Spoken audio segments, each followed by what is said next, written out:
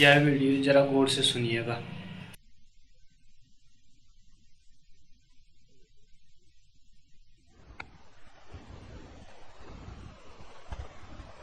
प्रिय आनंद,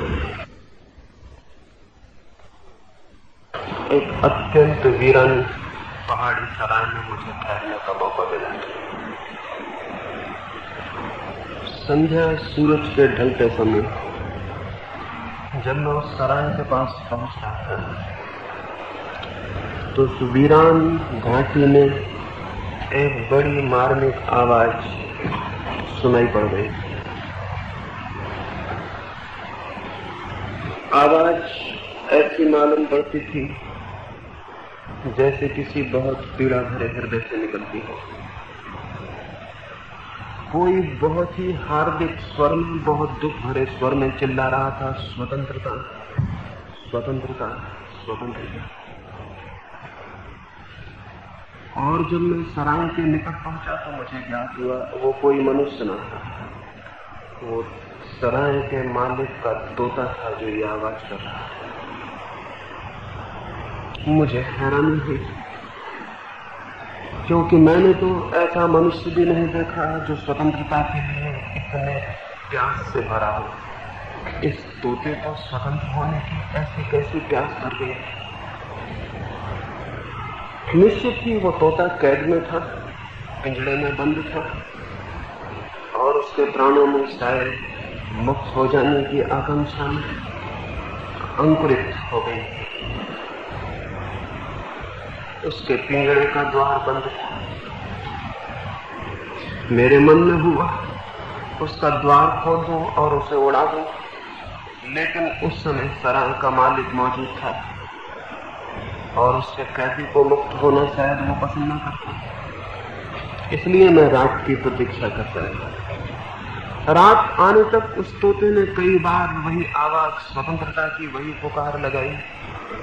जैसे ही रात हो गई और सराय का मालिक सो गया, मैं उठा और मैंने जाके उस तोते के पिंजड़े के द्वार खोल दिए। सोचा था मैंने द्वार खोलते ही वो उड़ जाएगा खुले आकाश में, लेकिन नहीं, द्वार खुला रहा और वो तोता अपने पिंजड़े के सींचों को पकड़े हुए चिल्लाता रहा, स्वतंत्रता, स्वतंत्रता। तब मेरी कुछ समझ में बात नहीं आई। क्या उसे खुला हुआ द्वार दिखाई नहीं पड़ रहा है? सोचा शायद बहुत दिन की आदत के कारण खुले आकाश से वो भयभीत होता, तो मैंने हाथ डाला उस तोते को बाहर खींचने की कोशिश की, लेकिन नहीं, उसने मेरे हाथ पर हमले किए। चिल्लाता वो यही रहा, स्वतंत्रता, स्वतंत्रता, लेकिन अपने पिंजड़े के सींचों को पकड़े रहा और छोड़ने को राजी नहीं। बहुत कठिनाई से उसे बाहर मैंने निकाल कर उड़ा दिया और ये सोच कर के एक आत्मा मुक्त हुई, एक पिंजड़ा टूटा, एक कारागृह मिटा। मैं निश्चिंत होकर सो गया। सुबह जब मैं उठा तो मैंने देखा वही आवाज फिर गूंज रही है। बाहर आए, देखता हूं तोता अपने पिंजरे में भीतर बैठा है, सींचे पकड़े हुए, द्वार खुला है और वो चिल्ला रहा है, स्वतंत्रता, स्वतंत्रता। तब बात बहुत बेबूझ हो गई, समझ के बाहर हो गई। क्या ये तोता स्वतंत्रता चाहता था या फिर स्वतंत्रता की बात ऐसे ही पुकारे चले जा रहा था? शायद ये स्वतंत्रता की बात भी उसने अपने मालिक से सीख ली थी, उसी मालिक से जिसने उसे पिंजरे में बंद किया हुआ। शायद ये उसके अपने हृदय की आवाज न थी, शायद उसके अपने प्राणों की प्यास न थी, उधार थी ये आवाज, अन्यथा उसका जीवन विपरीत नहीं हो सकता। उस तोते को कभी नहीं भूल पाया हूं और जब भी कोई मनुष्य मुझे मिलता है तो उस तोते का स्मरण फिर दिला देता है। हर आदमी मुक्त होने की कामना से प्रेरित दिखाई पड़ता है। हर आदमी स्वतंत्र होने की आकांक्षा से उद्वेलित मालूम होता है।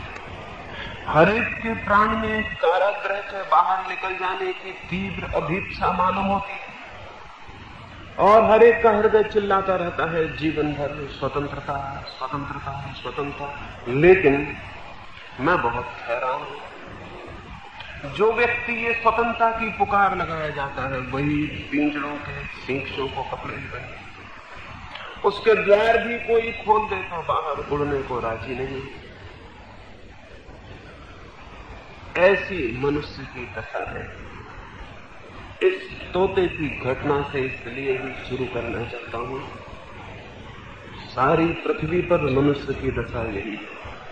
वे जो मुक्ति का आकाश खोजना चाहते हैं मनुष्य द्वारा निर्मित ही कारागृहों में बंद।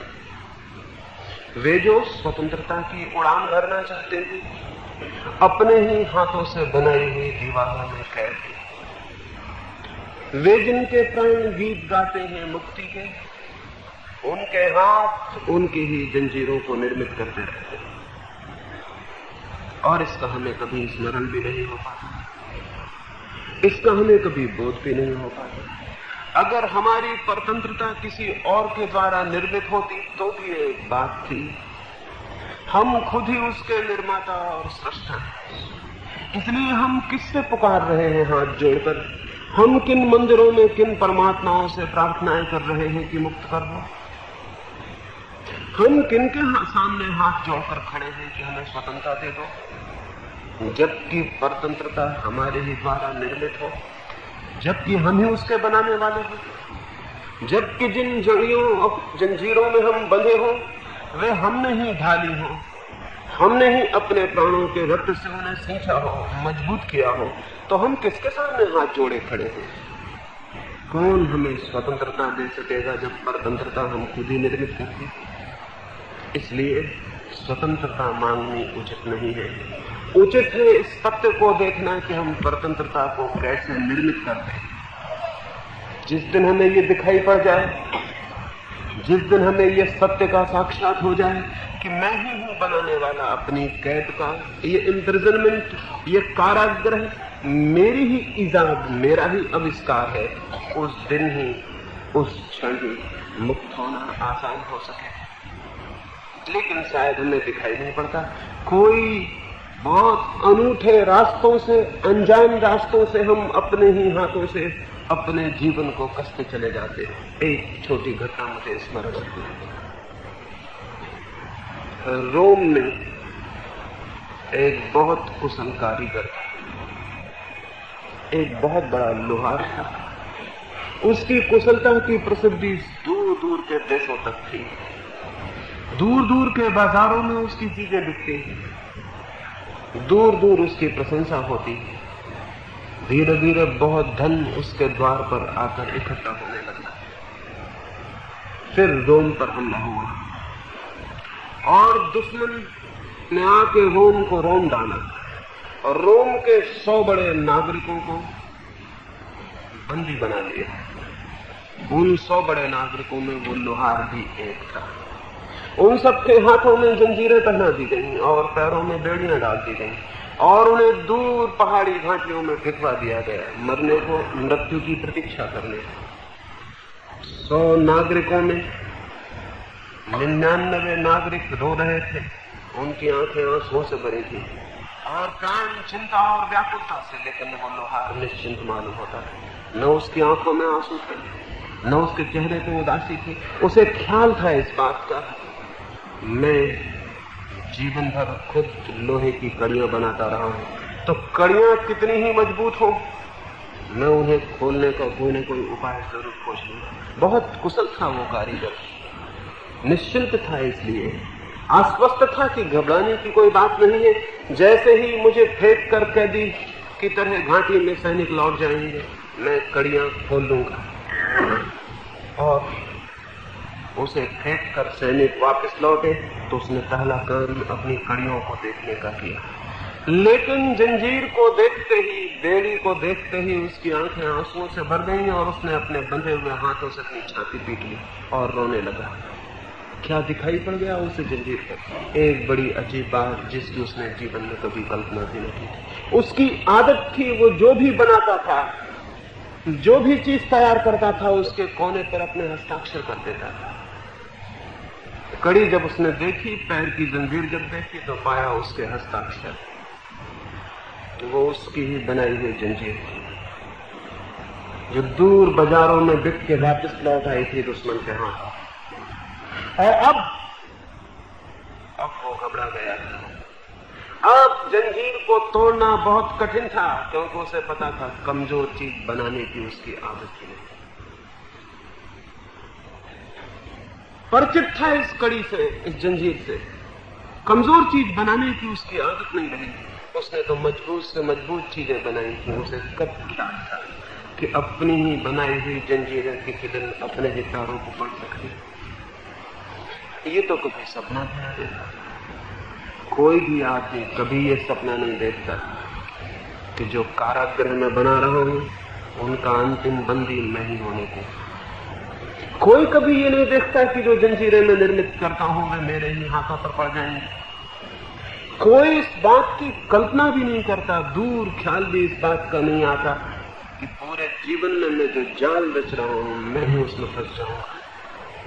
मैं आपसे निवेदन करता हूं, हर आदमी उसी जाल में फंस जाता है जिसका वो निर्माण करता है। और तब वो चिल्लाता है और हाथ जोड़ता है और परमात्मा से प्रार्थना करता है, व्रत उपवास करता है, पूजा अर्चना करता है, गिड़गिड़ाता है, घुटने टेक कर जमीन पर खड़ा होता है, आकाश की तरफ आंखें उठाता है, मुझे मुक्त कर दो, मुझे स्वतंत्र कर दो। लेकिन कौन करेगा स्वतंत्र? कोई आकाश से उतरेंगे देवता? कोई ईश्वर आएगा स्वतंत्र करने?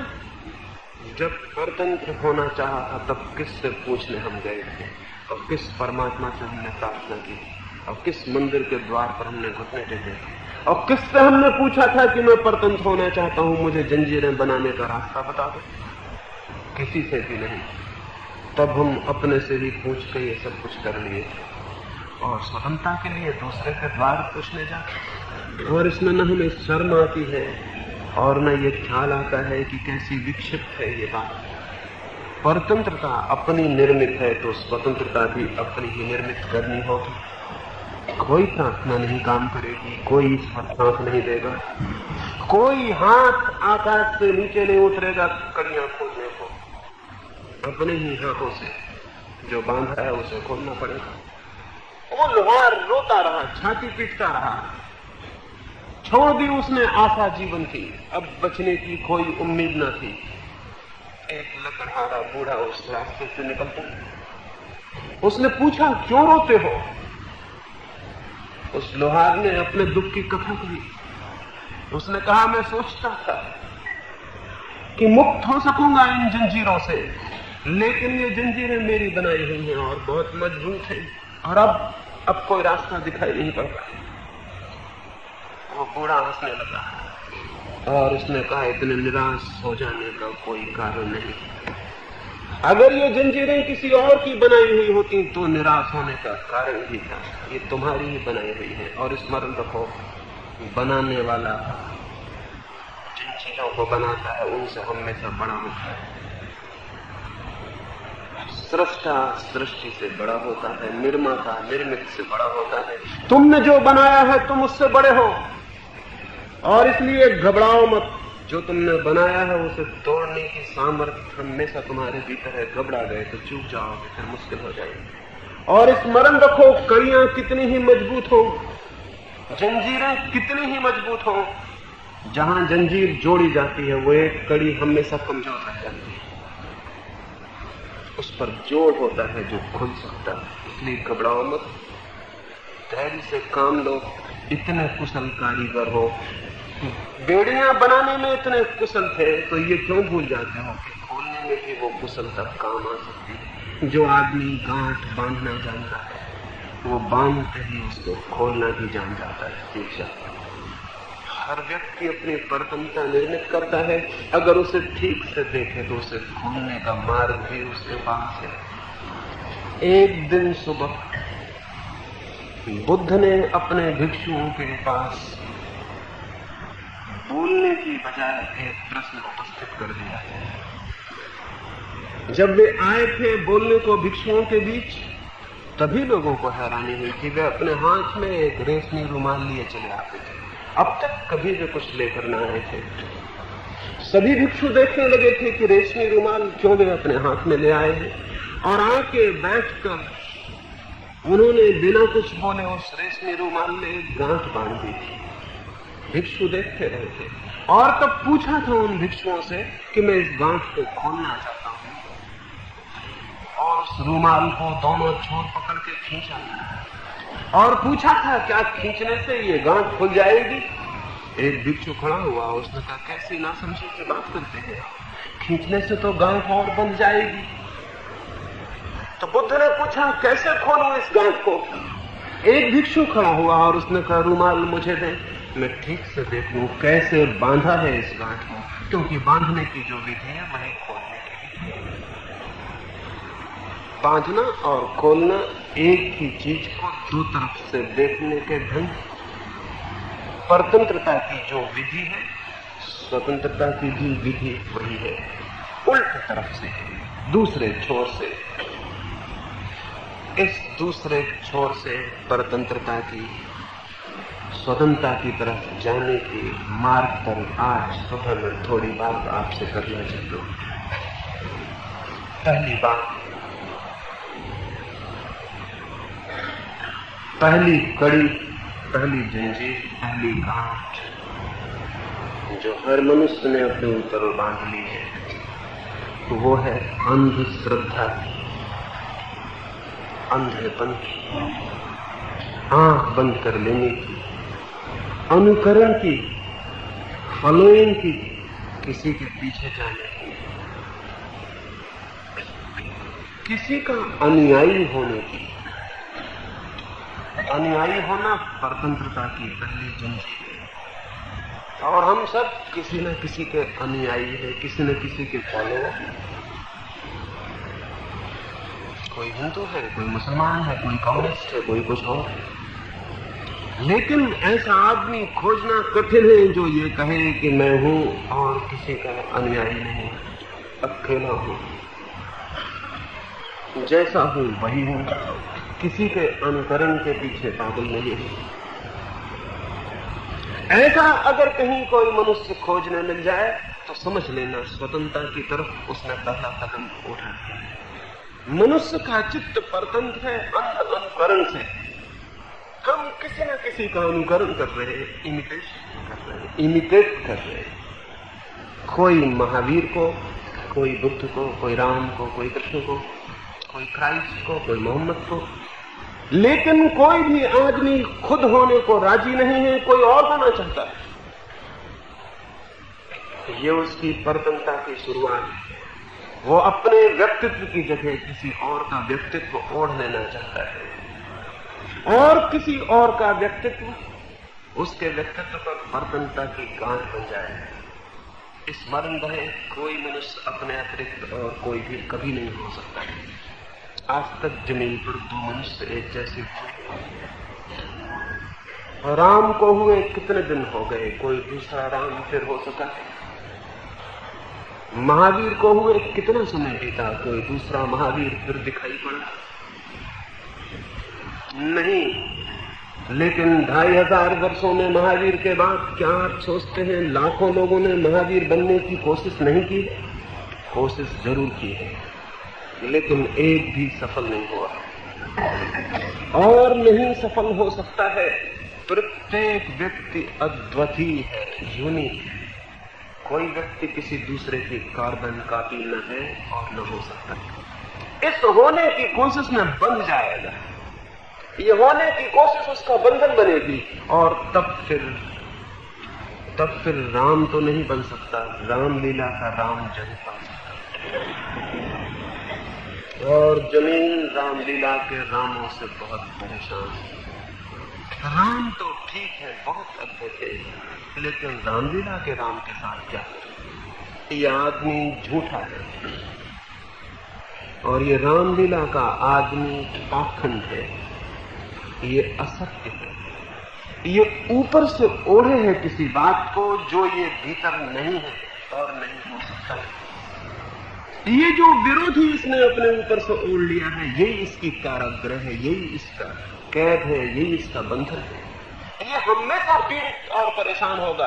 और जितना ये रामलीला का राम बनता जाएगा उतना ही इसकी जकड़ गहरी होती जाएगी, इसकी कड़ियां मजबूत होती चली जाएंगी और भीतर इसके प्राण छटपटाएंगे वही होने को जो ये होने को पैदा हुआ था, जो इसकी आत्मा की वही होने को इसके प्राण आकांक्षा से भर उठेंगे। प्राण भीतर कहेंगे स्वतंत्रता चाहिए। और ये रामलीला का राम के वस्त्रों को ओढ़ के कसता चला जाएगा और भूल जाएगा इस बात को कि राम होने की मेरी कोशिश ही मेरा बंधन है। जब भी कोई आदमी किसी और जैसा होना चाहता है तो वो अपना कारागृह निर्मित कर रहा है, वो अपनी जंजीरें तैयार कर रहा है। ये कभी नहीं हो सकता कि कोई मनुष्य किसी दूसरे जैसा हो जाए। इसीलिए तो हम कहते हैं कि प्रत्येक मनुष्य के पास आत्मा है। मशीन एक जैसी हो सकती है क्योंकि मशीनों के पास कोई आत्मा नहीं। फोर्ड की मोटरें एक जैसी निकल सकती हैं लाखों, उनके पास कोई आत्मा नहीं। आत्मा है व्यक्तित्व, आत्मा है इंडिविजुअलिटी, आत्मा है अद्वितीयता। प्रत्येक व्यक्ति जिसके पास आत्मा है वो कभी किसी दूसरे जैसा नहीं हो सकता। होने की कोशिश में उसकी आत्मा यांत्रिकता में जकड़ जाएगी। लेकिन हम सबको यही सिखाया जा रहा है बचपन से कि राम जैसे बनो, कृष्ण जैसे बनो, और हम सोचते हैं ये आदर्श हमारे जीवन को मुक्त करते हैं, यही आदर्श हमारे जीवन को बांधेंगे, यही है हमारी गुलामी। और अगर पुराने आदर्श फीके पड़ जाते हैं तो नए महापुरुष हमें रोज मिल जाते हैं, फिर तुम कहते हैं गांधी जैसे बनो, विवेकानंद जैसे बनो। मैं आपसे निवेदन करता हूं कभी किसी जैसे बनने की कोशिश मत कर। अगर किसी जैसे बनने की कोशिश की तो फिर आपके जीवन में स्वतंत्रता संभव नहीं है, और जहां स्वतंत्रता न हो वहां सत्य की भी कोई संभावना है। स्वतंत्रता है द्वार सत्य का। वे जो स्वतंत्र हैं वे ही जान पाते हैं कि सत्य क्या है, और वे जो अपनी आत्मा को भी नहीं पहचान पाते और दूसरे की होने की नकल में पड़ जाते हैं, वे कैसे जान पाएंगे परमात्मा को। वे अपने को ही नहीं जान पाते, वे अपने को होने को राजी ही नहीं हो पाते। ये भी हो सकता है इस दौड़ में, दूसरे जैसे हो जाने की दौड़ में ये हो सकता है कि आप सफल भी हो जाएं, सारी दुनिया कहे कि यह आदमी सफल हो गया, देखो बिल्कुल बिल्कुल गांधी की कॉपी है, बिल्कुल गांधी जैसा हो गया, देखो बिल्कुल बिल्कुल महावीर जैसा, बुद्ध जैसा मालूम पड़ता है, वे ही बस से उन जैसा ही नग्न खड़ा है, उन जैसा ही उपवास करता है, उन जैसा ही चलता है, उन जैसा ही बोलता है, उन जैसा ही उठता बैठता है।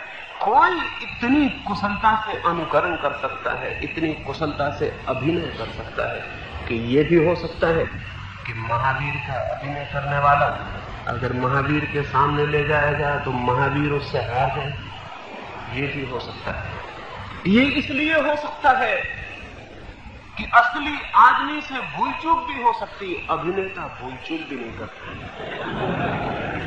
जिंदगी में असली आदमी गलत कदम भी रख सकता है, क्योंकि असली आदमी किसी पैटर्न के आधार पर नहीं जीता, किसी ढांचे पर नहीं जीता। असली आदमी अपनी स्वतंत्रता से जीता है। उसके पैर भूल चूक भी में ले जा सकते हैं, उसके पैर में कांटे भी जा सकते हैं, वह आदमी पैर आगे बढ़ा के खींच भी सकता है। असली आदमी किसी बंधे बंधाए ढांचे से नहीं जीता है, लेकिन नकली आदमी तो बिल्कुल प्लान्ड, बिल्कुल आयोजना से जीता। उससे भूल चूक नहीं होती, वो कभी गलती नहीं करता। ऐसा एक बार हो चुका है। ऐसी एक बहुत मजेदार घटना हुई। चार्ली चैपलिन को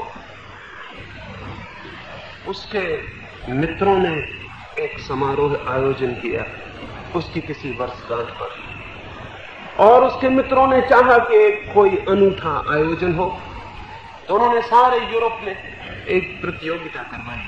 कोई आदमी चार्ली चैपलिन का पाठ करे, चार्ली चैपलिन का अभिनय करे, और सारे यूरोप से 100 प्रतियोगी चुने जाएंगे, और फिर लंदन में बड़ी प्रतियोगिता होगी। उसमें जो 3 प्रतियोगी जीत जाएंगे उनको बड़े पुरस्कार, इंग्लैंड की महारानी देगी।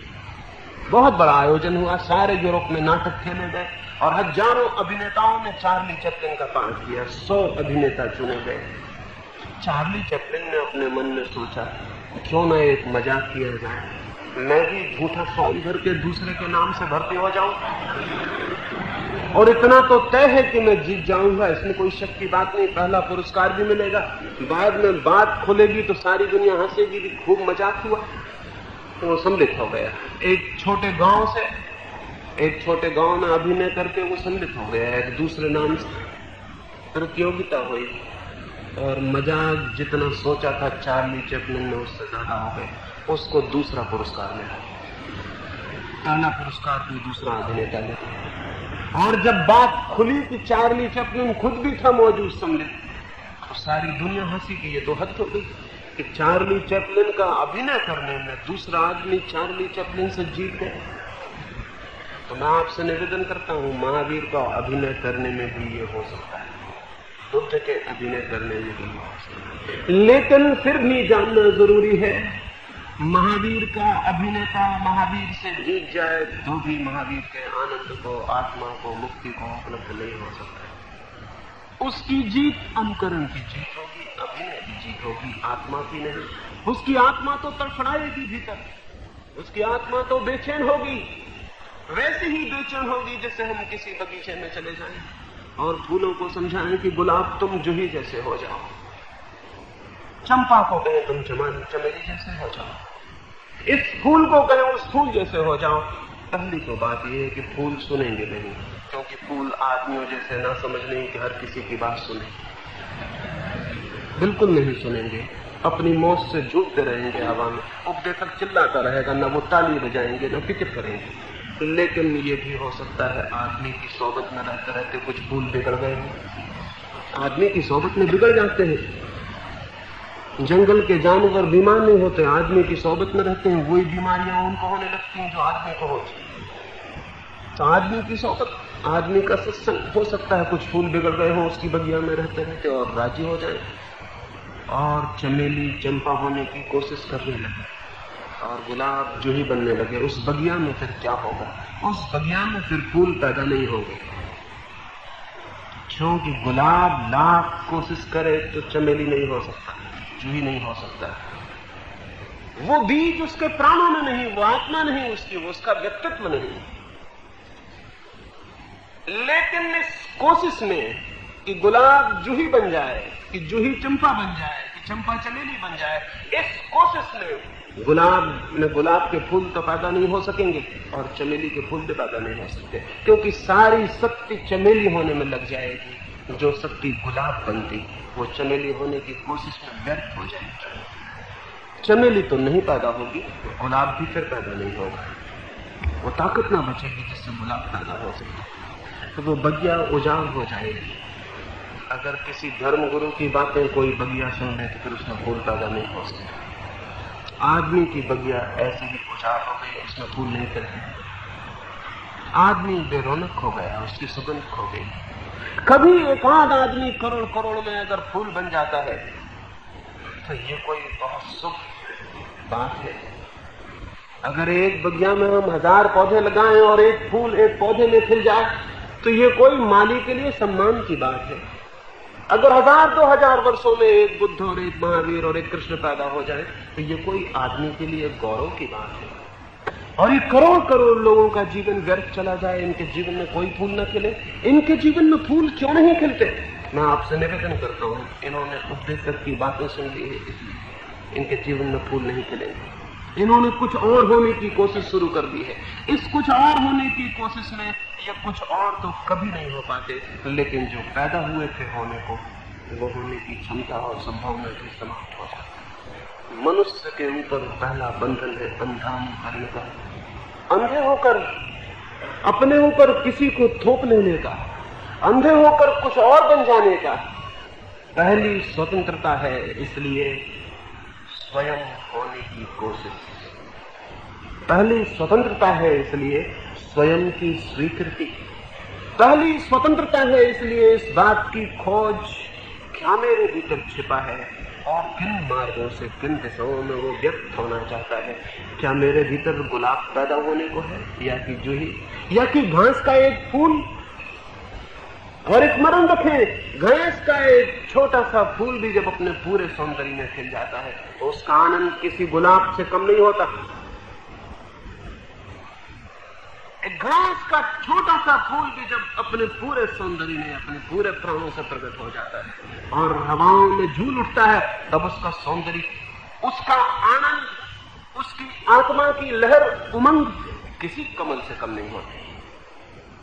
ये आदमी के कंपैरिजन से कि वो कहता है गुलाब अच्छा है और ये तो घास का फूल है, ये वही नासमझ आदमी जो महावीर और बुद्ध होने की कोशिश में लगा है, ये उसी का वैल्यूएशन है, ये उसी का मूल्यांकन है कि गुलाब अच्छा और ये तो घास का फूल है। लेकिन घास के खिले हुए फूल के प्राणों में घुसे तो आप पाएंगे वहां उतना ही आनंद है, खिल जाने का, हो जाने का, अभिव्यक्त हो जाने का, प्रकट हो जाने का, जितना गुलाब के भीतर है, जितना कमल के भीतर है।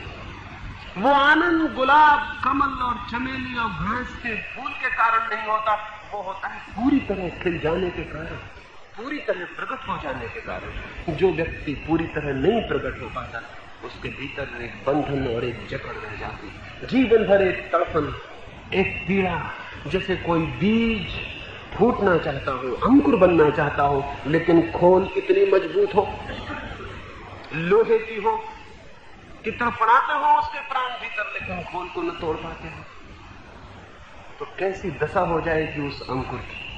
हर आदमी वैसी दशा में है, लोहे की खोल ओढ़े हुए हैं और भीतर तड़प रहा है कोई अंकुर प्रकट हो जाने को। जीवन के पल बीते जाते हैं, उम्र बीती जाती है, मौत करीब आई जाती है और खोल है कि टूटती नहीं। तो हम ऐसे कारीगर और खोल पर और लोहे की और परतें चढ़ाते चले जाते और आदर्श ओढ़ते चले जाते हैं और अनुकरण करते चले जाते हैं और सिद्धांत और शास्त्र और न मालूम उस खोल को कितना मजबूत करे चले जाते हैं।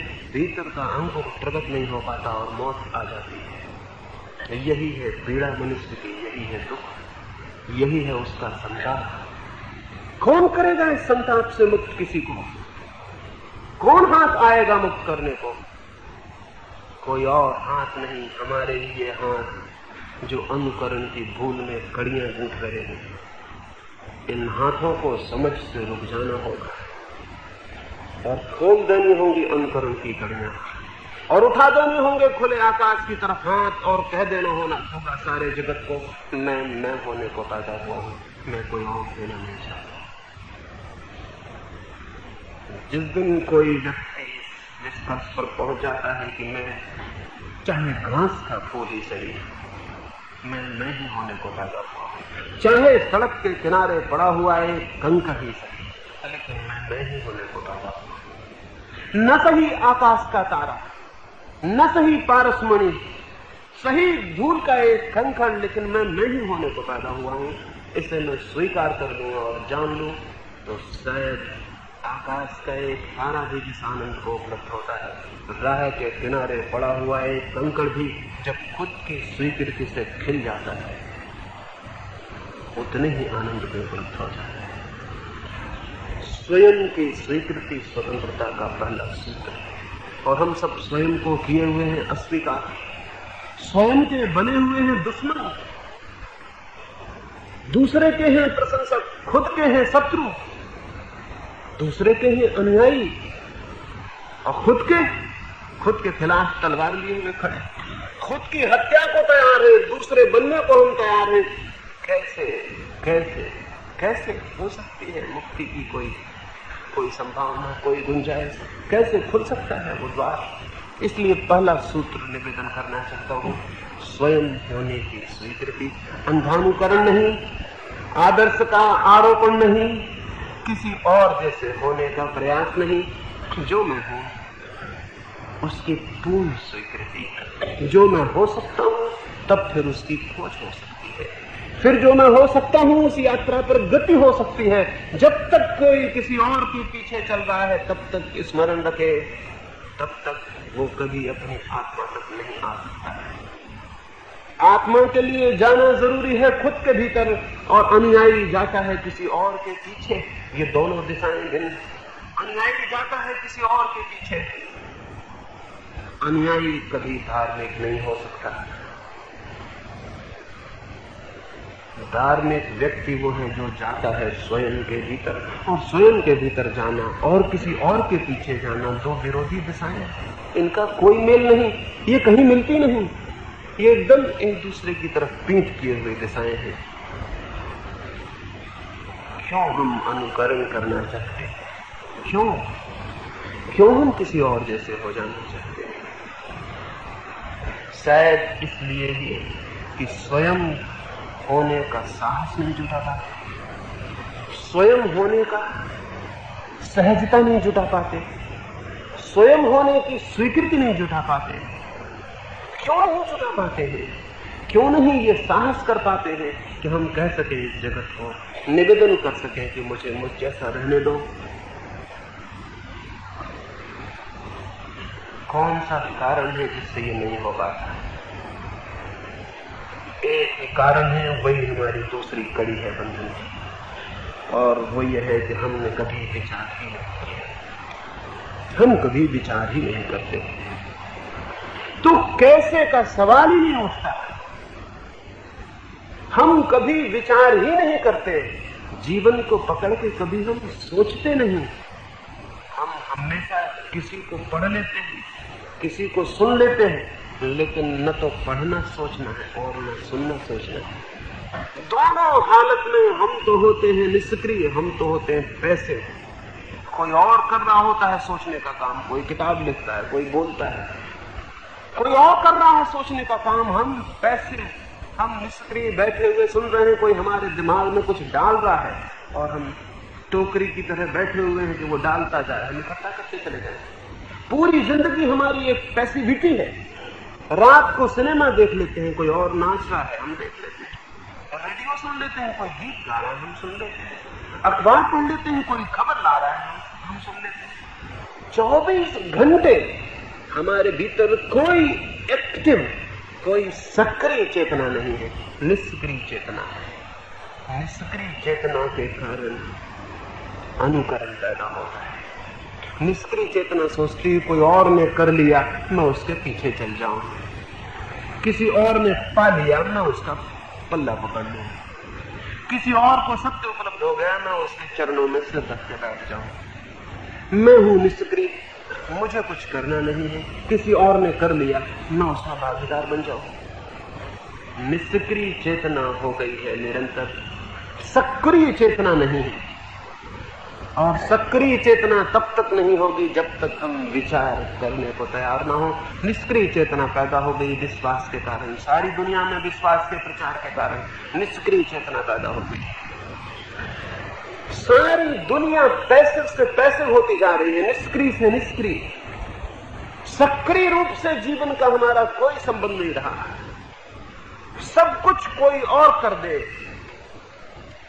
मैंने सुना है पश्चिम के विचारक ने एक किताब लिखी और उसने लिखा बहुत जल्द वो समय आ जाएगा कि हम प्रेम करने के लिए भी नौकर रख लिया करेंगे। जरूर, कौन मुसीबत में प्रेम करने की खुद एक नौकर रख लिया करेंगे, तनख्वाह दे दिया करें, वो जाके जिससे हमें प्रेम हो उससे प्रेमपूर्ण बातें कह दिया करें, प्रेम कर लिया करें, उससे भी हम बच जाएंगे।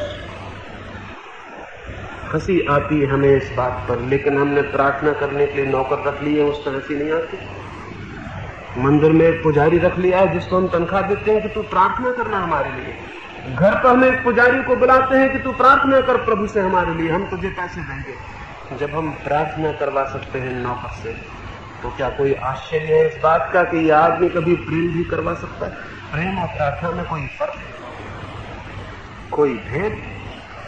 अगर हम परमात्मा और अपने बीच नौकर रख सकते हैं तो क्या कठिनाई है कि हम प्रेसी और अपने बीच नौकर ना रख लें? तो मत हंसिए इस बात पर। अगर हंसते हैं तो फिर पुजारी को विदा कर दीजिए, इस पर हंसने की जरूरत नहीं है। ये हम करते हैं, ये हम रोज कर रहे हैं। विश्वास ने, अंधे विश्वास ने विचार की सारी क्षमता छीन ली है। इसलिए दूसरी कड़ी है, विचार करना अत्यंत जरूरी है। विचार का क्या मतलब? विचार से क्या संबंध? विचार का क्या अर्थ? क्या विचार का यह अर्थ है कि हम बहुत से विचार इकट्ठे कर लें तो हम विचारक हो जाएंगे? विचारों का संग्रह क्या हमें विचारक बना देगा? ये भ्रम पैदा हुआ है दुनिया में। कि हम बहुत से विचारों को इकट्ठा कर लें, बहुत से शास्त्रों को पी जाएं, सदियों में जो चिंतन हुआ है उसके हम संग्रहालय बन जाएं, वो हमारे दिमाग में सब इकट्ठा हो जाए तो हम विचारक हो गए। एक आदमी जो वेद के वचन बोल देता है, एक आदमी जो उपनिषद की ऋचाएं उद्धृत कर देता है, एक आदमी जो गीता पूरी की पूरी कंठस्थ कर लेता, हम कहते हैं विचारक है, ज्ञानी है।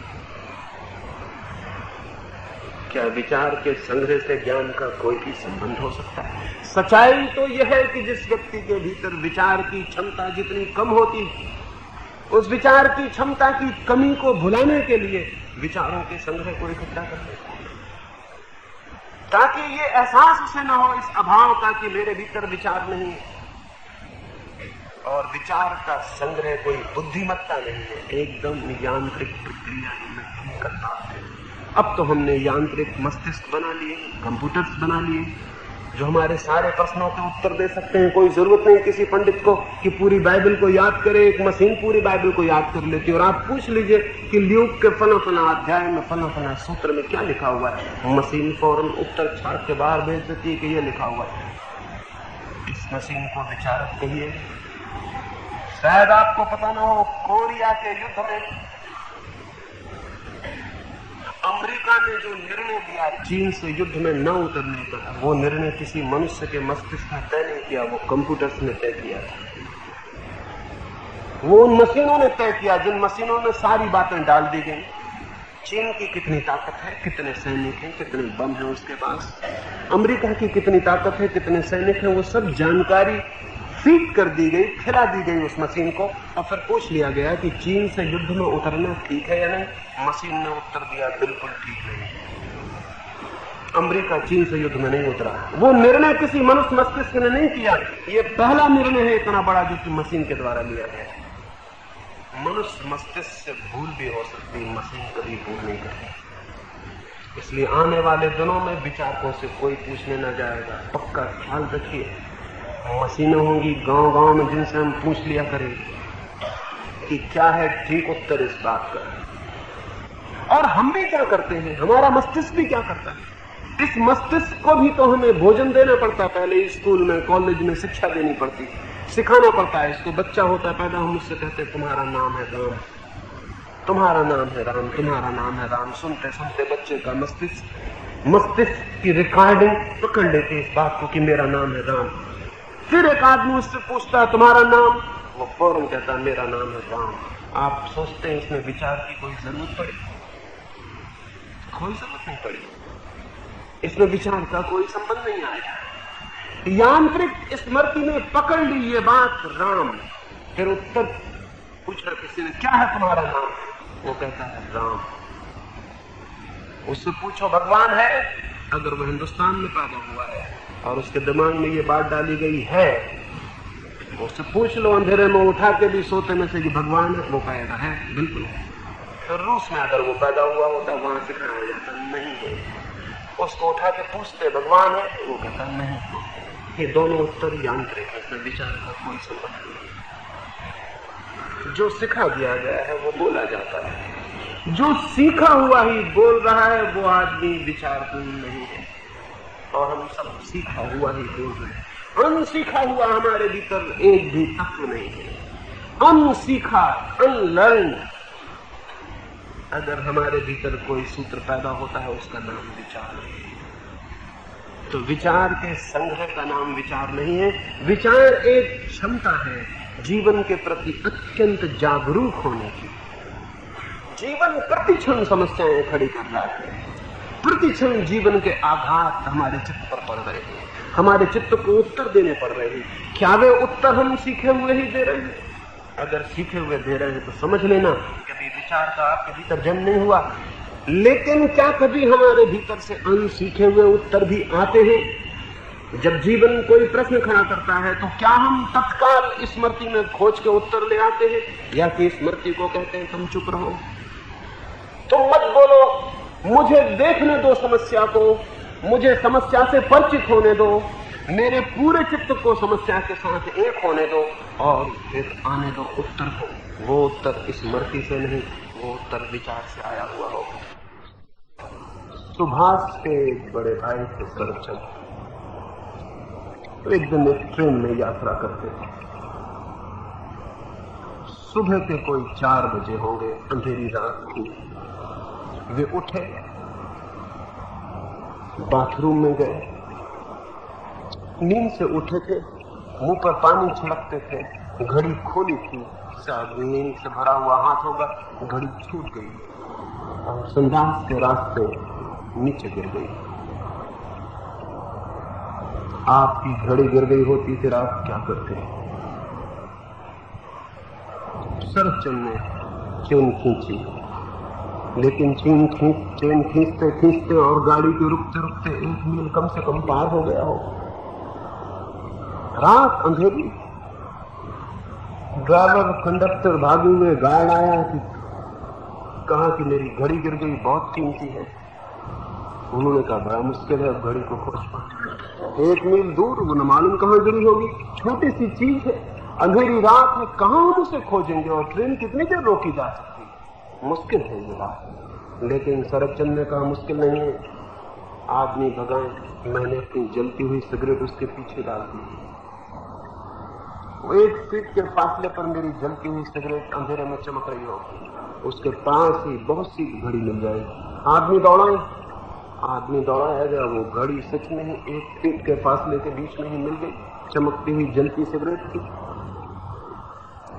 शरदचंद्र ने स्मृति से ये उत्तर नहीं आ सकता था, क्योंकि पहले कभी घड़ी नहीं गिरी थी और न सिगरेट डालने की कोई आदत थी, और न किसी किताब में ही ये पढ़ा हुआ हो सकता, क्योंकि किसी किताब में कहीं ये लिखा हुआ नहीं कि आपकी घड़ी गिर जाए तो जलती हुई सिगरेट पीछे डाल दें। किसी शास्त्र में कहीं किसी ने ये नहीं लिखा हुआ। ये मौका बिल्कुल नया था, चेतना के समक्ष अनूठी समस्या थी। स्मृति में कोई उत्तर इसके लिए हो नहीं सकता, ये कोई पिछले अनुभव की बात न थी। आप होते शायद घबरा गए होते, शायद चेन खींची होती, चिल्लाए होते कि मेरी घड़ी गिर गई, लेकिन वो घड़ी नहीं मिल सकती, क्योंकि आपकी चेतना ने उस समस्या के साथ कोई समन्वय स्थापित नहीं किया। शरदचंद्र ने जलती सिगरेट डाली उसके पीछे, ये एक क्षण में ही हो गया, इसके लिए सोचने के लिए समय भी नहीं था, क्योंकि सोचने में बहुत समय जाया हो सकता था। सोचने में तो समय लगेगा, क्योंकि स्मृति में खोजना पड़ेगा। स्मृति का बड़ा संग्रह है, जैसे कि घर के तलघरे में बहुत सी चीजें भरी हो, वहां जाके खोजने जाइएगा तो समय लगेगा। अगर स्मृति में उत्तर खोजे तो समय लगता है, और समय में तो दूरी हो जाती है। लेकिन विचार तत्क्षण सजगता है, वो कोई खोज नहीं जिसमें समय लगता हो। विचारक विचारशील नहीं होता है, जिसको हम संग्रह वाले को विचारक कहते हैं। विचारक का अर्थ है जिसकी चेतना समस्याओं से सीधा साक्षात करने में समर्थ है। अक्सर तो उल्टा होता है, जो विचारों से बहुत घिरे हैं, अगर उनसे आप उनकी किताब में लिखी हुई बात पूछें तो तत्क्षण उत्तर दे देंगे। लेकिन अगर जिंदगी कोई ऐसा मसला खड़ा कर दे, जैसा कि जिंदगी रोज खड़े करती है, जो उनके किताब में ना लिखा हो, तो बिल्कुल भौचक के खड़े रह जाएंगे। प्रतीत होगा उनके पास इसका कोई उत्तर नहीं, या फिर वे कोई ऐसा उत्तर देंगे जिसकी कोई संगति नहीं होगी, क्योंकि वो उनकी स्मृति से आएगा, जीवन के साथ सीधे साक्षात से नहीं। एक बहुत बड़ा गणितज्ञ था, उसने ही सबसे पहले गणित के बाबत किताबें लिखी। अनूठा उसका ज्ञान था गणित के संबंध में, जो कुछ जानकारी थी मनुष्य जाति की सभी उसे ज्ञात थी। गणित का कोई ऐसा सवाल न था जो वो हल न कर सके। एक दिन सुबह छुट्टी के दिन अपनी पत्नी और बच्चों को लेकर वो पहाड़ी के पास पिकनिक को गया हुआ था। बीच में पड़ता था एक बड़ा नाला, ऐसे बहुत गहरा नहीं था। उसकी पत्नी ने कहा बच्चों को संभाल के पार कर दो, कोई बच्चा डूब न जाए। उसने कहा ठहरो। वो अपने साथ हमेशा एक फुटा रखता था नापने के लिए। वो गया, उसने नदी को 4-6 जगह नापा कितनी गहरी, अपने बच्चों को नापा कितने ऊंचे, रेत पर हिसाब लगाया और कहा बेफिक्र रहो, बच्चों की औसत ऊंचाई नदी की औसत गहराई से ज्यादा है, जाने दो, कोई डूबने वाला नहीं। बच्चे एवरेज ऊंचे हैं।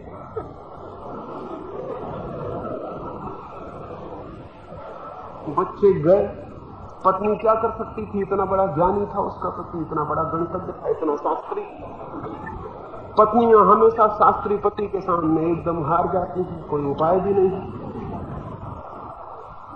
और पत्नियों ने शास्त्री होने की आज तक भूल नहीं की है, उनसे कोई लड़ाई करने की गुंजाइश बनती नहीं। उसे डर तो हुआ, लेकिन जब पति कहता है और हिसाब उसने लगा लिया और उसके हिसाब में कभी भूल चूक होती नहीं तो ठीक ही कहता हो। 5-7 बच्चे, कोई बड़ा था, कोई छोटा, कोई बहुत छोटा। बड़ा तो एक निकल गया, बाकी छोटे उसमें डुबकी खाने लगे। उसकी पत्नी चिल्लाई कि छोटा बच्चा डूबा जाता है,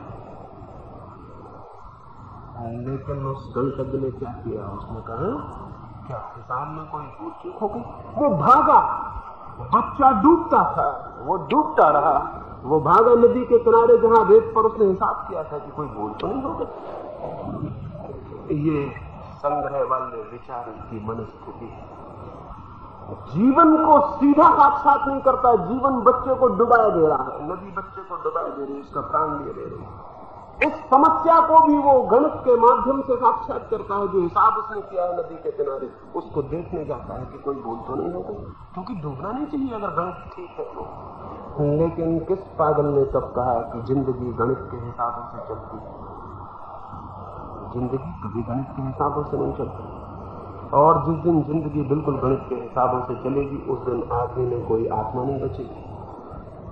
गणित के हिसाब से यंत्र चल सकते हैं, जिंदगी अनूठी है, अनजान रास्ते लेती है। कोई गणित के रास्ते उसके लिए निर्मित नहीं हो सकते, और न ही तर्क के कोई रास्ते निर्मित हो सकते, और न ही सिद्धांतों की कोई बंधी हुई रेखाएं निर्मित हो सकती। लेकिन विचारों का संग्रह करने वाला पंडित इसी ढांचे में कैद होता है। इसलिए विचारों का संग्रह नहीं है विचार की क्षमता। फिर क्या है विचार की क्षमता? ये दूसरी कड़ी है। हमने विचारों के संग्रह को समझ रखा है कि हम विचारशील, ये हमारी गुलामी है, इसको तोड़ देना होगा।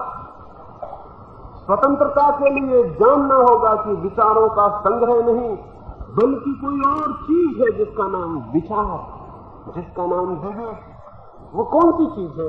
वो मैं तीसरी कड़ी के भीतर आपसे बात करना।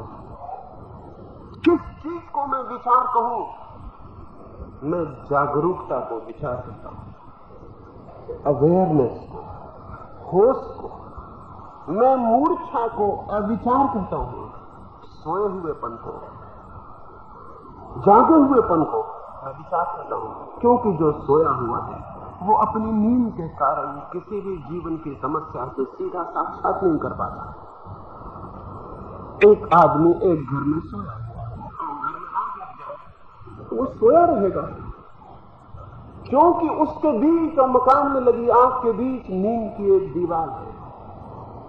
उस नींद की दीवार के कारण मकान में लगी आग की कोई खबर उसकी चेतना तक नहीं पहुंचती। लेकिन एक आदमी जागा हुआ है अपने घर में, मकान में आग लग जाए तो क्या वो मकान में बैठा रहेगा? नहीं।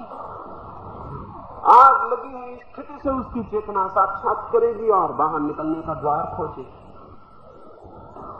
हम सारे लोग लेकिन अपनी अपनी समस्याओं में घिरे हैं और कोई मार्ग नहीं खोज पाते। इससे ये सिद्ध होता है कि हम सोए हुए होंगे, नहीं तो हम मार्ग खोज लेते। हमने द्वार खोज लिया होता, जिंदगी में हमने कोई राह खोज ली होती, हम बाहर हो गए होते समस्याओं की। कोई आदमी समस्याओं के बाहर नहीं है, लेकिन हर आदमी घिरा है। बल्कि जैसे जैसे उम्र बढ़ती है समस्याएं बढ़ती चली जाती है। मौत के वक्त तक आदमी छोटे सा रह जाता है, समस्याओं का हिमालय उसके चारों तरफ खड़ा हो जाता है। होना उल्टा चाहिए था।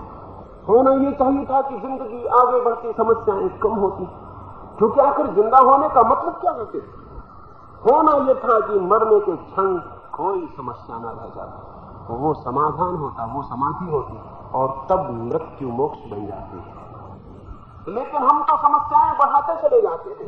मरते वक्त हम समस्याओं के सागर में होते, तब मौत एक पीड़ा, क्योंकि सारा जीवन गया व्यर्थ और एक समस्या हल न हुई, एक सूत्र खोला न जा सका, एक गांठ खुल न सकी, गांठ पर गांठ बनती चली गई। तो जरूर हम सोए हुए होंगे। सोए हुए होने का क्या अर्थ वो हम समझ लें, क्योंकि सोया हुआ होना हमारी तीसरी गांठ है, हमारी प्रसन्नता की, हमारी गुलामी। मुक्ति के लिए जरूरी है कि हम जागरूक हो जाएं। एक छोटी सी कहानी कहूंगा ताकि मेरी बात समझ में आए। जापान के एक बादशाह अपने बेटे को एक गुरु के आश्रम में भेजा। वो गुरु उसके गांव से निकला था और राजा ने उससे पूछा था कि मैं अपने लड़के को क्या सिखाऊं। तो उस गुरु ने कहा था, एक ही बात अगर तुम सिखा सको तो तुमने सब सिखा दिया, लड़के को जागना सिखा दो। हैरान हुआ कि ये क्या बात है, लड़का तो जागता है। तो पूछा कि मैं समझा नहीं। तो उसने कहा, लड़के को भेज दो मेरे आश्रम में, मैं कोशिश करूंगा, शायद लड़का जाग गया। लड़के को भी हैरानी हुई कि जागना भी सिखाना पड़ेगा क्या, रोज तो हम जागते हैं सुबह। लेकिन गया। उस गुरु ने कहा, तुम आ गए हो, कल सुबह से तुम्हारी शिक्षा शुरू हो जाएगी, लेकिन स्मरण रहे शिक्षा बड़ी अनूठी, घबराना मत, डरना भी मत, कोई खतरा होने को नहीं, लेकिन थोड़ी कठिनाई से गुजरना पड़ेगा, क्योंकि सोए हुए आदमी को जागना सच में एक कठिनाई है। सोया हुआ होना एक सुख है, क्योंकि सोए हुए होने में जीवन की कोई समस्या परेशान नहीं करती। जागना एक क्रिया है, क्योंकि सब समस्याएं परेशान करेंगी, बोझ में आएंगी, दिखाई पड़ेंगी। इसलिए तो कोई आदमी बहुत दुख में होता है तो हम मार्फिया का इंजेक्शन दे देते हैं ताकि वो सो जाए, ताकि फिर उसको तकलीफों का पता न रहे। तो उसने कहा, थोड़ी पीड़ा होगी जागने में, लेकिन स्मरण रखो, जो आदमी पूरी तरह जाग जाता है वो अपनी हर समस्या को हल कर लेता है, और फिर आती है एक शांति, फिर आता है एक आनंद। जो सोए हुए में अनुभव होता है वो है सुख, क्योंकि समस्याएं दिखाई नहीं पड़ती, और जो जागने को उपलब्ध होता है वो है आनंद, क्योंकि तब कोई समस्याएं नहीं रह जाती। थोड़ी पीड़ा होगी। उसने पूछा, क्या होगी मेरी शिक्षा? उसके गुरु ने कहा, कल से मैं किसी भी समय तुम्हारे ऊपर लकड़ी की तलवार से हमला कर दिया करूंगा। तुम खाना खा रहे हो, मैं पीछे से आके हमला कर दूंगा, तो तुम सावधान रहना, कभी भी हमला हो सकता है। तुम बुहारी लगा रहे होगे आश्रम में और मैं पीछे से हमला कर दूंगा।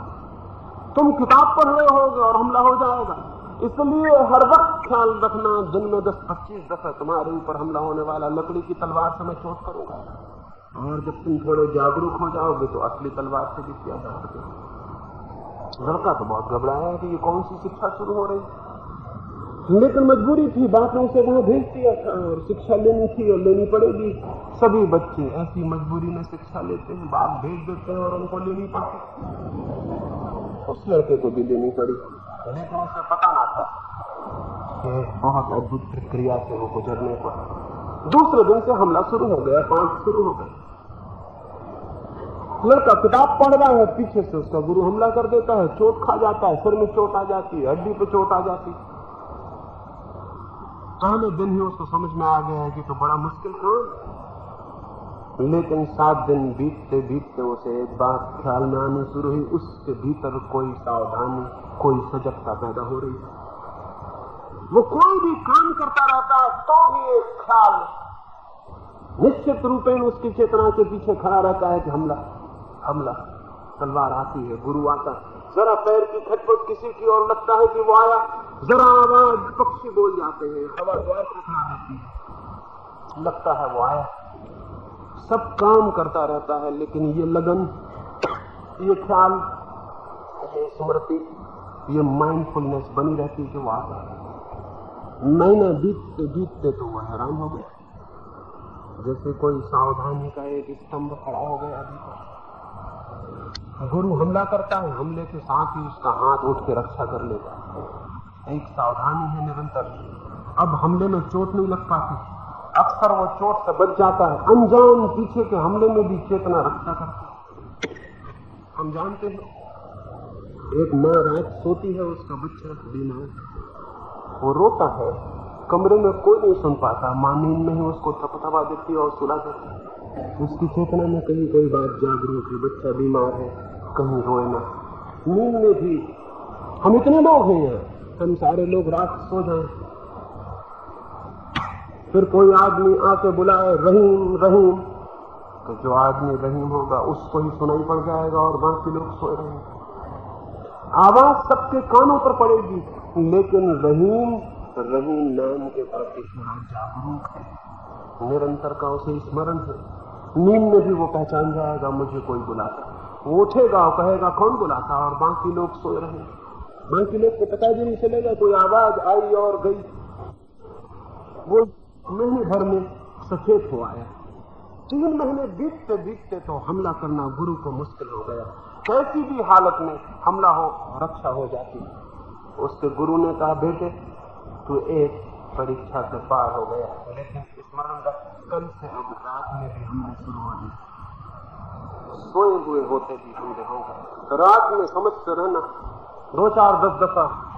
जानते ही है तो मैं बूढ़ा आदमी हूं, नींद मुझे ज्यादा आती भी नहीं। 2, 4, 10 दफा मैं रात में चोट करूंगा, तैयार रहना। लड़का घबराया कि तो ठीक भी था कि जागने में कोई हमला करे तो सुरक्षा हो जाए, नींद में क्या होगा, लेकिन उसे पता नहीं था चेतना को जितने खतरे में डाला जाए वो उतनी ही जागती है। चेतना जितने खतरे से गुजरती उतनी सजग हो जाती। ये उसे आने वाले 3 महीनों में पता चला। नींद में भी उसे धीरे धीरे ख्याल रहने लगा हमले का। नींद भी थी, भीतर एक सरकता हुआ स्वर भी था कि हमला हो सकता। 3 महीने पूरे होते होते नींद में भी हाथ उठने लगा और रक्षा होने लगी। सोया रहता, हमला होता, हाथ उठ जाता, तलवार रुक जाती। 3 महीनों बाद उसके गुरु ने कहा दूसरी परीक्षा भी तो पार कर गए, अब असली तलवार की बारी। अभी तक लकड़ी की तलवार थी। लड़के ने कहा अब मैं राजी हूं, अब कैसी भी तलवार हो, क्योंकि सवाल लकड़ी और असली तलवार का नहीं है। अब मैं समझ गया सवाल तो मेरे जागे हुए होने का है। लेकिन उसी तरह उसने सोचा कि ये गुरु कल से असली तलवार का प्रयोग शुरू करेगा। बड़े खतरे का खेल, ढाल हमेशा सांस रखनी है, असली तलवार को झेलना है, रोकना है। ख्याल उसे आया कि कल से ये खेल शुरू होगा। 6 महीने से मुझे ये परेशान किए हुए, निश्चित ही कोई चीज जाग गई है भीतर जिसका मुझे कोई पता नहीं था कभी।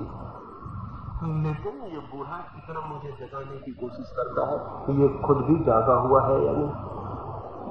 आज मैं भी तो इस पर हमला करके देखूं ये भी जागा हुआ है या नहीं। सुबह का वक्त था, एक वृक्ष के नीचे उसका बूढ़ा गुरु कोई किताब बैठ के पढ़ता था। उसकी 70 साल की उम्र थी। ये दूर काफी फासले पर दहलान में बैठा हुआ ये ख्याल करता था कि आज मैं भी तो हमला करके देखूं। उधर से गुरु चिल्लाया ठहर ठहर, ऐसा मत कर देना, मैं बूढ़ा आदमी हूं, ऐसा मत कर देना। तो घबराया, इसने कहा मैंने कुछ किया नहीं, सिर्फ सोचा है। उसके गुरु ने कहा थोड़े दिन ठहर भी, जब थोड़ी जागरूकता और बढ़ेगी तो दूसरे के भीतर सरकते विचार की प्रतिध्वनि की दिखाई पड़नी शुरू हो जाएगी। उसकी तरंगें भी बोध को जगाती हैं, उसकी तरंगें भी ख्याल को ले आती हैं। और जिस दिन तुझे वो भी हो जाएगा उस दिन मैं कहूंगा तेरी काम पूरा हो गया, अब तू जा। जागरूकता का ऐसा अर्थ है चेतना सोई सोई न हो, निरंतर सजग, निरंतर एक अवेयरनेस, एक होश चित्त को जगाए रखे। हम तो सोए सोए हैं, चलते हैं सोए सोए, खाते हैं सोए सोए, रास्ते पर देखें किनारे खड़े होकर, कोई किसी को देखता नहीं, फुर्सत किसको है। रास्ते के किनारे कभी आधा घंटा खड़े हो जाए। रास्ते पे चलते लोगों को गौर से देखें, आपको दिखाई पड़ जाएगा वो बिल्कुल सोए हुए चले जा रहे हैं। कोई अपनी नींद में बड़बड़ाता चला जा रहा है, कोई अपनी नींद में बात करते चला जा रहा है, कोई हाथ के इशारे कर रहा है, किसी से चर्चा कर रहा है जो मौजूद नहीं है, आदमी उससे चर्चा कर रहा है। यह आदमी जागा हुआ हो सकता है या सपने में। लोगों को जरा गौर से देखें, उनके चेहरों को देखें तो पता चल जाएगा कि वे एक नींद में चले जा रहे हैं। एक बेहोशी में सब कुछ हो रहा है, सारी दुनिया बेहोशी में चल रही है। इसलिए तो इतनी टकराहट होती है, इतनी दुर्घटनाएं होती हैं, इतना एक दूसरे से मुठभेड़ हो जाती है, कोई जागा हुआ नहीं। फिर थोड़ा अपने को भी देखिए कि मैं जाग के चलता हूं क्या, तो आप हैरान हो जाएंगे।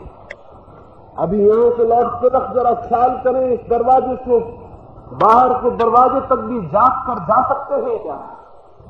क्या पूरी तरह होश से भरे हुए, एक एक कदम को जानते हुए, एक एक सांस को अनुभव करते हुए बाहर के दरवाजे तक जा सकते हैं? न जा पाएंगे। बीच में ही ये बात भूल जाएगी, दूसरे सब ख्याल पकड़ लेंगे। और तब आप जान जाना कि 2 क्षण भी जागना कठिन है, आर्डुअस है। और सबसे बड़ा मनुष्य के ऊपर बंधन ये मूर्छा है जो उसे पकड़े हुए है, सब तरफ से वो सोया हुआ है। लेकिन अगर मैं आपसे कहूं कि आप सोए हुए, तो आप नाराज हो जाएंगे, क्योंकि कोई आदमी ये सुनना पसंद नहीं करता कि मैं सोया हुआ। लेकिन स्मरण रखिए, अगर आप भ्रम से अपने को जागा हुआ समझ रहे हैं तो कभी जाग नहीं सकेंगे। इसलिए पहले अपनी नींद को स्वीकार कर लेना, समझ लेना जरूरी है। जागरूकता ही विकसित हो जाए तो आप मां के साक्षात में ले जाती है, और जागरूकता ही पूर्ण हो जाए तो समग्र जीवन परमात्मा में परिवर्तित हो जाता है। सोए हुए आदमी के लिए संसार है, जागे हुए आदमी के लिए कोई संसार नहीं। सोया हुआ होना ही संसार है, जागा हुआ होना ही मोक्ष, मुक्ति। ये थोड़ी सी बातें मैंने कही, इसलिए नहीं कि मैंने जो कहा है उसे आप मान लेना, कि अगर आपने मेरी बात मानी तो आपने प्रपंचता की पहली कड़ी और खींच के बांधी। मैं कौन हूं जिसकी बात मानने की कोई जरूरत? मैंने जो कहा, अगर आपने उसका अनुकरण किया तो आप कभी स्वतंत्र नहीं हो सकते। मैं कौन हूं जिसकी बात का अनुकरण किया जाए? फिर मैंने किस लिए कही ये सारी बात? इसलिए नहीं कि आप उन पर विश्वास कर लेंगे, बल्कि इसलिए कि आप बहुत निष्पक्ष तटस्थता से उनके प्रति जागेंगे और विचार करेंगे, उन्हें दूर रख लेंगे, सामने रख लेंगे। न मानने या मानने का कोई सवाल नहीं है। दूर सामने रख के उनको ऑब्जर्व कर सकेंगे, निरीक्षण कर सकेंगे। और बंधी हुई स्मृति के उत्तर को मत मान लेना, वो विचार नहीं है। नहीं तो भीतर से कोई कहेगा, अरे ये बात तो शास्त्र में लिखी नहीं, ये ठीक नहीं हो सकती। ये स्मृति के उत्तर को मत मान लेना। या स्मृति कहे कि हाँ ये बात बिल्कुल ठीक है, फला फला संत ने यही बात कही है, गीता में भी यही लिखा है, इसको मत मान लेना। ये स्मृति है, इसका उत्तर यांत्रिक है। इसको कहना कि तुम चुप रहो, मुझे सीधी बात को देखने दो, तुम बीच में मत आओ। मैं सीधा इस सत्य के प्रति जागना चाहता हूं, जो कहा गया है मैं सीधा उसे देख लेना चाहता हूं। जाग के अगर उसको देखने की कोशिश की तो वो चाहे सही सिद्ध हो चाहे गलत, उससे कोई फर्क नहीं पड़ता। लेकिन उसे जाग कर देखने की प्रक्रिया में आपके जीवन में क्रांति होनी शुरू हो जाए। वो जागने की प्रक्रिया, उसके प्रति मैंने जो कहा है उसके प्रति जागने की प्रक्रिया आपके भीतर एक क्रांति को ले आती है, एक परिवर्तन ले आती है। जीवन एक नए आयाम में गतिमान हो जाता है। परमात्मा करे सोए हुए होने से वो जागरूकता की तरफ ले जाए। परमात्मा करे भीतर हमें वो जगाए जहां हम सोए हुए हैं, और हमारी कड़ियां और बंधन हमें दिखाए जो हमने खुद बांध लिए, ताकि हम उन्हें खोल सकें और मुक्त हो सके और चिल्लाते न रहें स्वतंत्रता स्वतंत्रता। कड़ियों को, जंजीरों को सींचे को पकड़े ही ना रहे। ये दोनों बातें विरोधी हैं, इनको देख लेना, समझ लेना है। इसके अतिरिक्त मेरा और कोई निवेदन नहीं। मेरी बातों को इन 3 दिनों में इतने प्रेम और शांति से सुना है, इतने ही शांति और प्रेम से इन्हें सोचना भी। अंत में सबके भीतर बैठे परमात्मा को मैं प्रणाम करता हूँ। मेरे प्रणाम। अगर यह वीडियो आपको अच्छी लग रही हो तो वीडियो को लाइक और चैनल को सब्सक्राइब करें।